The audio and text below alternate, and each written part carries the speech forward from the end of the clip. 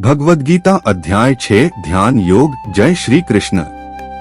कुरुक्षेत्र के युद्ध क्षेत्र में भगवान श्री कृष्ण अर्जुन के मन से अज्ञान का अंधकार दूर कर रहे थे। 5वें अध्याय में भगवान ने कर्मयोग और सच्चे संन्यास का महत्व बताया। अब वे अर्जुन को मन को वश में करने और ध्यान की शक्ति का ज्ञान देते हैं। यहीं से प्रारंभ होता है भगवद गीता का 6वां अध्याय ध्यान योग। अर्जुन ध्यानपूर्वक भगवान की बातें सुन रहे थे। तब श्री कृष्ण कहते हैं, हे अर्जुन, जो मनुष्य कर्म के फल की इच्छा छोड़कर अपना कर्तव्य करता है वही सच्चा योगी और सच्चा सन्यासी है। केवल अग्नि त्याग देने या कर्म छोड़ देने से कोई योगी नहीं बन जाता। भगवान समझाते हैं कि योग का अर्थ है अपने मन को भगवान से जोड़ना। जो मनुष्य अपने मन और इंद्रियों पर नियंत्रण पा लेता है वही वास्तविक योगी है। इसके बाद भगवान मन की शक्ति के बारे में बताते हैं। वे कहते हैं, मनुष्य का मन ही उसका सबसे बड़ा मित्र भी है और सबसे बड़ा शत्रु भी। यदि मन को नियंत्रित कर लिया जाए तो वही मन सफलता और परम शांति तक पहुंचाता है। लेकिन यदि मन पर नियंत्रण न हो तो वही मन मनुष्य को दुहक, क्रोध और मोह में डाल देता है। भगवान अर्जुन को ध्यान करने की विधि बताते हैं। वे कहते हैं, एक शांत और स्वच्छ स्थान पर बैठो। आसन न बहुत ऊंचा हो और न बहुत नीचा। शरीर, गर्दन और सिर को सीधा रखो। मन को शांत करके केवल भगवान का स्मरण करो। ध्यान करते समय इधर उधर की बातों में मन नहीं भटकाना चाहिए।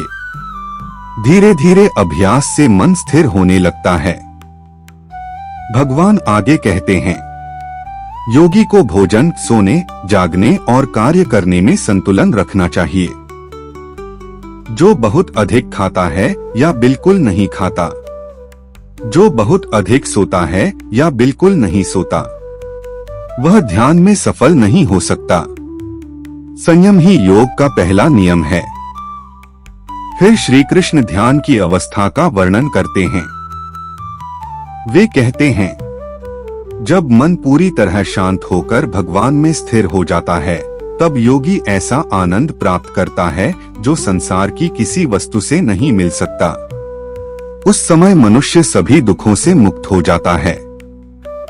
उसका मन दीपक की लौ की तरह स्थिर रहता है जिसे हवा भी नहीं हिला पाती। लेकिन अर्जुन के मन में एक शंका उठती है। वे कहते हैं, हे कृष्ण, मन बहुत चंचल है। यह वायु की तरह इधर उधर भागता रहता है। इसे नियंत्रित करना मुझे अत्यंत कठिन लगता है। भगवान मुस्कुराकर उत्तर देते हैं, हे अर्जुन, तुम सही कहते हो। मन वास्तव में चंचल है, लेकिन अभ्यास और वैराग्य से इसे अवश्य नियंत्रित किया जा सकता है। यही ध्यान योग का सबसे महत्वपूर्ण संदेश है। इसके बाद अर्जुन एक और प्रश्न पूछते हैं। यदि कोई साधक पूरी श्रद्धा से योग का अभ्यास करे लेकिन पूर्ण सफलता प्राप्त करने से पहले ही उसका शरीर छूट जाए तो उसका क्या होगा? क्या उसका सारा प्रयास व्यर्थ हो जाएगा? भगवान श्री कृष्ण बड़े प्रेम से उत्तर देते हैं, हे अर्जुन, जो व्यक्ति सच्चे मन से भगवान की ओर एक कदम भी बढ़ाता है उसका कभी विनाश नहीं होता। ऐसा योगी अगले जन्म में किसी श्रेष्ठ और पवित्र परिवार में जन्म लेता है। वहां से वह अपनी अधूरी साधना को आगे बढ़ाता है और अंततः भगवान को प्राप्त कर लेता है। अध्याय के अंत में भगवान श्री कृष्ण योगियों की महिमा बताते हुए कहते हैं, तपस्वियों से श्रेष्ठ योगी है, ज्ञानियों से भी श्रेष्ठ योगी है और कर्म करने वालों से